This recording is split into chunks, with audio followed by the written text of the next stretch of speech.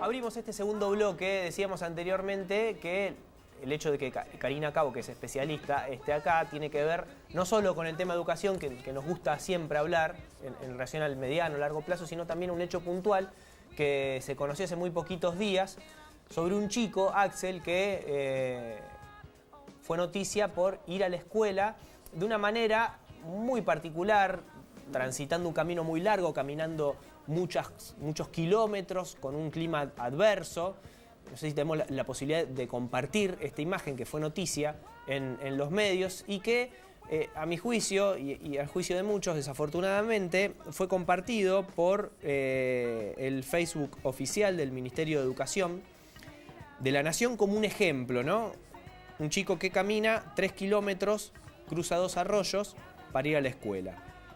Karina escribió una columna muy interesante sobre este tema en el portal Rosario Plus y es por eso que está hoy con nosotros acá en el Día en 30. ¿Cómo andas, Karina? ¿Qué tal? Buenas noches. Bueno, gracias por estar. No, por favor. Y por poner esto en tela de juicio, en un momento en el cual se habla mucho, ¿no? del sacrificio, que obviamente uno lo comparte en muchos casos, pero yo no sé si es un ejemplo que un chico camine tanto para ir a la escuela. No sé qué Claro. opinás vos. A ver, a mí me parece que es un acto heroico, podríamos hablar desde lo personal. Lo terrible es que un Ministerio de Educación, el Estado, diga que es un acto heroico, cuando en realidad este chico tiene que tener garantizada la educación, la salud, bueno, y todos los derechos que un niño debe tener. Entonces me parece a mí que obviamente que es muy valorable que la familia se esmere en que ese niño llegue a la escuela, pero me parece que la escuela, ¿sí?, o el Estado a través de la escuela, tiene que garantizarle al niño todos sus derechos. Entonces eso es lo que nos enoja tanto a los ciudadanos en general. Por eso yo creo que ha desaparecido después el posteo, porque realmente el niño este no es un héroe, sino que es una víctima de un sistema que deja fuera a sus papás, que deja fuera a su familia, porque no les da garantías para el acceso a la educación. Vamos a ir a lo macro, pero antes te quiero preguntar, incluso a lo mejor puede ser que te pregunte cosas que estén relacionadas a la medicina, pero un chico que se levanta tempranísimo, que camina con bajísima temperatura, ¿en qué condiciones llega a la escuela para aprender? Claro, sí, no son las condiciones óptimas. Nosotros necesitamos que los chicos estén bien desayunados, que estén bien dormidos y que después tengan una familia afectuosa y que la escuela los reciba afectuosamente también. Que me parece que eso es lo que tenemos que revalorizar, ¿no? En volver a mirar las infancias. Los estados provincial, nacional, no pueden dejar de mirar las infancias, ¿no? Por eso a mí me gusta tanto cuando aparecen las propuestas de, como la municipalidad o el gobierno provincial, cuando dice, bueno, miremos las infancias. Yo creo que si no miramos y no empezamos a trabajar las ternuras en las infancias, no vamos a poder pretender una sociedad mejor, porque a veces nos enojamos con aquellos adolescentes que cometen, obviamente, delitos, pero me parece a mí que tenemos que mirar qué infancia tuvieron esos delincuentes. Y a partir de ahí también plantear políticas a corto y a largo plazo indiscutiblemente. Yo creo que la escuela es la gran puerta de entrada que tiene el Estado para trabajar en los barrios y mirar las infancias. Y trabajar con los papás en las escuelas y también con las familias, de qué manera nosotros podemos mirar a nuestros hijos, podemos relacionarnos afectivamente y podemos trabajar estas cuestiones que siempre decimos y que a veces parecen que se hablan y se dicen porque sí. Esto de enseñar la empatía, enseñar la solidaridad, la responsabilidad, mirar a nuestro hijo, vincularnos a nuestro hijo de una manera totalmente diferente como a veces lo hacemos. Y esto se aprende, no es que uno lo nace instintivamente siendo madre o el instinto materno uno lo tiene desde el nacimiento. No, esto se aprende. Y bueno, a veces no lo aprendemos en nuestra casa, entonces tenemos que ver de qué manera el Estado puede estar presente apoyando a las familias. No digo a las familias solamente las vulnerables, a todas las familias, porque cuestiones de violencia simbólica, de violencia real, hay en todas las familias desde los distintos sectores.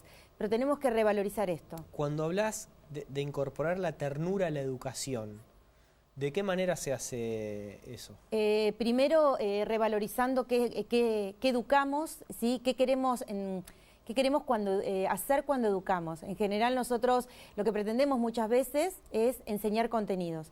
Y yo soy especialista en didáctica y siempre le digo a mis alumnos, los contenidos son sumamente importantes, pero también hay otras cosas que son importantes, que es lo que tiene que ver con el vínculo. Si no hay vínculo con el otro no aprende. Entonces, el vínculo tiene que estar en la escuela, el vínculo afectivo. Por eso digo esto de la empatía, de la solidaridad con el otro, del ponernos en el lugar del otro. ¿Qué es lo que hace Finlandia con el método Kiva para solucionar los problemas de convivencia? Trabaja la empatía, ¿sí? Entonces, cuestiones donde los chicos se ponen en situación de vulnerabilidad o en situación de violencia, y a partir de ahí poder pensar qué solucionamos. Yo creo que la escuela tiene que dejar de prestar tanta atención a esto de llegar con los contenidos, con las planificaciones, y empezar a mirar cómo enseñamos y cómo aparece lo afectivo en el aula. Que obviamente tenemos que aprender contenidos, no lo dudo, pero también cómo enseñamos, ¿sí? ¿El espejo cuál es? ¿Finlandia? Siempre se habla de Finlandia. No, el espejo no es Finlandia porque nosotros no tenemos la idiosincrasia de Finlandia. Claro. Finlandia es un país totalmente distinto a nosotros. Los padres tienen propiedades, los padres tienen las necesidades básicas satisfechas, o las familias viven de otra manera. Entonces, ¿y con este contexto qué podemos ofrecer? Yo creo que podemos ofrecer mucho desde cada uno, ¿no? Obviamente que la situación es crítica, y que este niño que va a la escuela en esas condiciones de Misiones, podríamos buscar aquí en Santa Fe, y hay también muchos chicos que no están en las condiciones adecuadas para llegar a la escuela. El tema es ver qué hace la escuela como institución del Estado para acompañar a los chicos en esas trayectorias, ¿no? En esa vida que llevan, que a veces lo hacen. Por eso digo, hay programas del Ministerio de Educación como el Vuelvo a Estudiar, donde esos chicos que se desgranan del sistema y que dejan de ir a la escuela, se retoman para que puedan aprender y para que puedan estar de nuevo en la escuela. Pero bueno, debemos garantizar mínimamente que no estén en la escuela solamente para aprender contenidos disciplinares, sino que hay otros contenidos que no tienen que ver con las materias propiamente dichas, y que también nos enseñan a vivir en sociedad. Por un lado, Karina, están los chicos que hasta ahora estuvimos hablando de ellos, y cuál es hoy la situación también de los docentes, muchas veces estigmatizados y metidos todos en una misma bolsa, que tienen un rol importantísimo y en el cual también siempre les damos más responsabilidades, ¿no? A la de enseñar le sumamos la de contención. ¿Qué desafío tienen hoy los docentes ante este contexto? Y también a esto le quiero sumar, y te quería preguntar sobre esto, el rol de la tecnología, que empieza también a meterse en la educación como un protagonista más. Bueno, vos lo planteabas claramente, es decir, que el docente ahora tiene que trabajar con ciertas cuestiones que no estaban en su formación docente, que tiene que ver con la violencia, que tiene que ver con los noviazgos violentos, con la violencia de género, con la educación sexual. Cualquiera que piense cómo nos formamos los docentes, no nos enseñaron todas estas cosas, y hoy nos dicen los diseños de la provincia que tenemos que ver de qué manera trabajamos esto en nuestras materias. Bueno, obviamente que eso se soluciona con capacitación en servicio, un Estado que acompaña a los docentes en estos desafíos. Y también en la tecnología que se implementó de una manera rara, por decirlo de alguna manera, que nosotros recibimos 3 millones de netbook a todas las escuelas secundarias y no recibimos capacitación a los docentes, excepto los que hicimos una capacitación voluntaria, en que fue gratuita, pero no todos los docentes se capacitaron. Entonces las netbooks se dejaron de usar, a diferencia de Uruguay, que primero se capacitó a los docentes, luego se entregó a los niños de primer grado y así en la escuela primaria. Nosotros acá los entregamos a la escuela secundaria y de una manera muy abrupta, y no se pudo realmente retrabajar la tecnología y usar y aprender a usar la tecnología, porque a veces la usamos pero no enseñamos y aprendemos desde la tecnología, porque a veces seguimos enseñando y aprendiendo y le decimos al alumno que copie y pegue, ¿no? En definitiva, o que busque información en internet, y nosotros los docentes no sabemos cómo buscarla. Entonces estas recomendaciones que podemos hacer, que los docentes tenemos que decir, bueno, buscar páginas de autoridad. Mira, yo siempre cuento un caso de mi hijo, que mi hijo tenía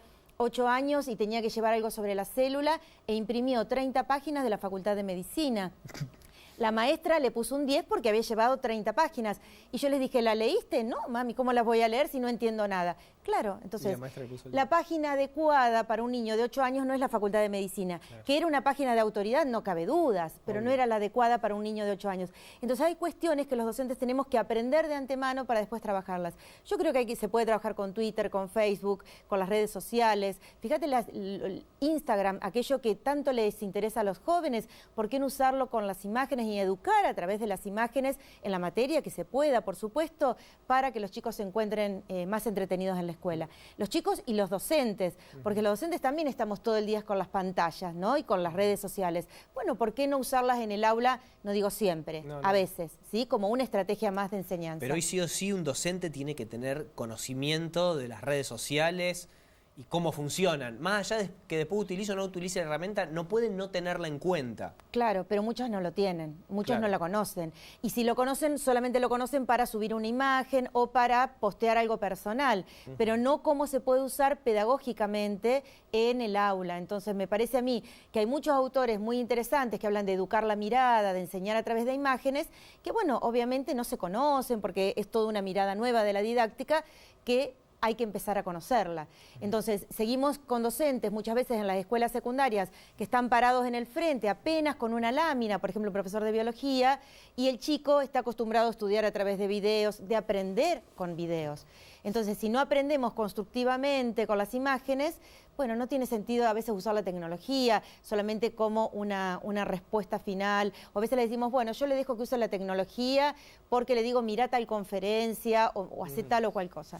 No alcanza con eso, como una cuestión de aplicación, sino yo creo que hay que cambiar de paradigma, ¿no? Usarla más didácticamente. Por último, el docente tiene que ir convirtiéndose en un guía, en un seleccionador de contenido, teniendo en cuenta esta gran oferta que hoy tienen los chicos, como hizo tu hijo, imprimió 30 hojas y ahí le erró la docente que le puso el 10. Guiar para poder buscar y encontrar la información adecuada. Y sí, el docente en realidad es un mediador, ¿no? Entre un contenido que hay que enseñar y un niño que es muy distinto al niño que era hace 10 años atrás o 40 años atrás, como lo era yo, por ejemplo. Entonces los docentes tenemos que estar todo el tiempo formándonos, capacitándonos, y por eso hablo de la capacitación en servicio, sobre todas estas cuestiones que son nuevas, y lo digo entre comillas porque ya no son tan nuevas, y ver qué hacemos nosotros en el aula. Obviamente que hoy los chicos están con las múltiples pantallas, entonces los docentes tenemos que saber usarlas didácticamente, para que sea más entretenida la clase y para que la escuela deje de ser esa escuela del siglo XIX. Hoy tenemos infancias que son distintas, los niños de hoy de una comuna de 3.000 habitantes son distintos a los niños de Rosario. Tenemos que aprender a mirar con qué niños y con qué jóvenes trabajamos en el aula. Muchas gracias, Karina. No, por favor, un gusto.